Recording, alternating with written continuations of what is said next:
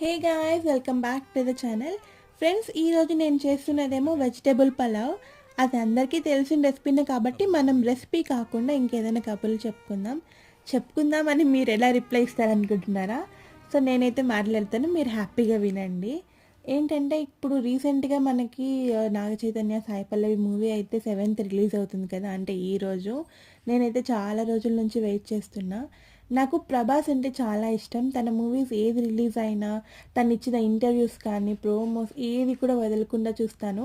ఎప్పుడు లేనంతగా 2024 నుంచి చాలా మూవీస్ చేస్తున్నాడు ప్రభాస్. చాలా హ్యాపీగా ఉంది నాకు తను ఇంత బిజీ అయిపోవడం. నేను ప్రభాస్ తర్వాత ఎవరి కోసమన్నా మూవీస్ కోసం వెయిట్ చేస్తానంటే అది సాయి పల్లవి గారిదే. తండేల్ మూవీ సాంగ్స్ అయితే నేనైతే అడిక్ట్ అయిపోయాను. లూప్లో వింటూ ఉన్నాను. డిఎస్పి గారు అయితే చాలా బాగా మ్యూజిక్ అయితే చేశారు.